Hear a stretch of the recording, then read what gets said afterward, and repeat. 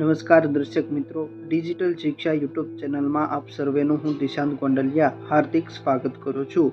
મિત્રો, આજના વિડીયોમાં આપણે પોષણ ટ્રેકર એપ્લિકેશનનું જે નવું અપડેટ સામે આવ્યું છે તેના વિશે વાત કરવા જઈ રહ્યા છીએ. પોષણ ટ્રેકર એપ્લિકેશનનું નવું અપડેટ 21.3 જે સામે આવ્યું છે અને જેમાં મુખ્ય 3 સુધારાઓ થઈને સામે આવી જશે તેના વિશે આ વિડીયોમાં આપણે વિસ્તૃત વાત કરવા જઈ રહ્યા છીએ. સૌપ્રથમ આપણે પ્રથમ સુધારા વિશે વાત કરીએ તો જે પ્રથમ સુધારો છે તે સ્ટોક રજિસ્ટર સંદર્ભે થઈને સામે આવ્યો છે. ત્યારબાદ બીજા સુધારા વિશે વાત કરીએ તો THR SCMના અનુલક્ષીને થઈને સામે આવ્યો છે અને ત્રીજો સુધારો એપ ઓપ્ટિમાઇઝેશન એટલે કે નાની ખામીઓ દૂર કરવામાં આવી છે.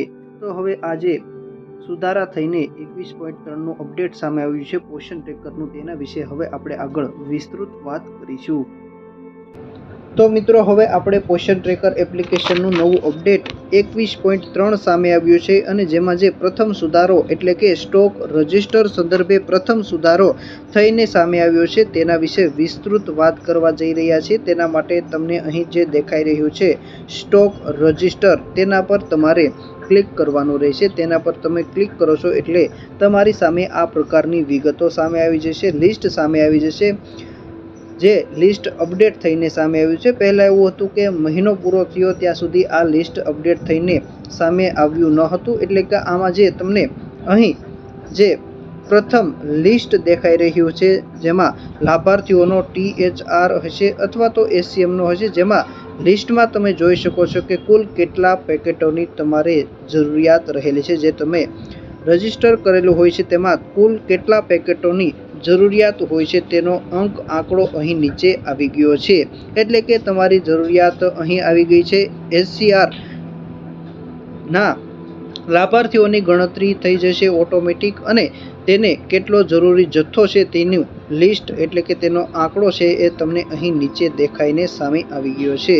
તો તેવી જ રીતે અહીં પ્રાપ્ત થયેલ સ્ટોક, જે પેકેટો તમને પ્રાપ્ત થયેલ હોય તેનું એક બોક્સ બતાવી રહ્યા છે અને અહીં જે છેલ્લે સ્ટોક વિતરણ છે તેનું પેકેટ અહીં તમને દેખાઈ રહ્યા છે અને અહીં નીચે કુલ આંકડો છે એ તેનું લિસ્ટ તમને દેખાઈ રહ્યું છે.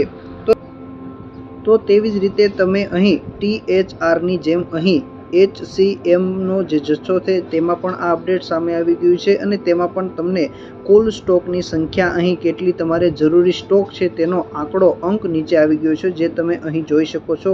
તેવી જ રીતે આ જે બીજું બોક્સ છે તેમાં પ્રાપ્ત થયેલ સ્ટોકની વિગતો છે અને જે લાસ્ટમાં છે જે તેમાં સ્ટોક વિતરણ જે કરો છો તેનો અંક તમને અહીં નીચે દેખાઈ રહ્યો છે.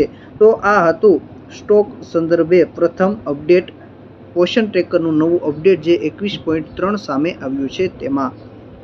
ત્યારબાદ હવે આપણે પોષણ ટ્રેકર એપ્લિકેશનનું નવું અપડેટ 21.3 સામે આવ્યું છે તેમાં બીજો જે સુધારો થઈને સામે આવ્યો છે તેના વિશે વાત કરવા જઈ રહ્યા છીએ. તેના માટે સૌપ્રથમ તમારે અહીં જે દૈનિક ટ્રેકિંગ છે તેના પર ક્લિક કરવાનું રહેશે. દૈનિક ટ્રેકિંગમાં તમે જ્યારે એન્ટ્રી કરો છો THR અને SCMની હાજરી પૂરી દીધી હોવા છતાં અગાઉ તેની ગણતરી થતી નહોતી, કાઉન્ટિંગ થતું ન હતું અને દિવસો છે તે આગળ પાછળ થતા હતા. હાજરી પૂરી દીધી હોવા છતાં અગાઉ તેની ગણતરી છે એ થતી ન હતી, પરંતુ હવે તેમાં સુધારો કરવામાં આવ્યો છે. અગાઉ જ્યારે તમે SCM અને THRની જ્યારે તમે હાજરી પૂરો છો તે દરમિયાન અહીં જે દિવસો છે તેમાં ગણતરી થતી ન હતી, કાઉન્ટિંગ થતું ન હતું અને તે આગળ પાછળ હાજરી પૂરી હોવા છતાં થતું હતું અને જે બાબતે અગાઉ સમસ્યા આવી રહી હતી. પરંતુ હવે આજે અપડેટ સામે આવ્યું છે તેમાં તમે જોઈ શકો છો તે સમસ્યા હવે દૂર કરવામાં આવી છે અને હવે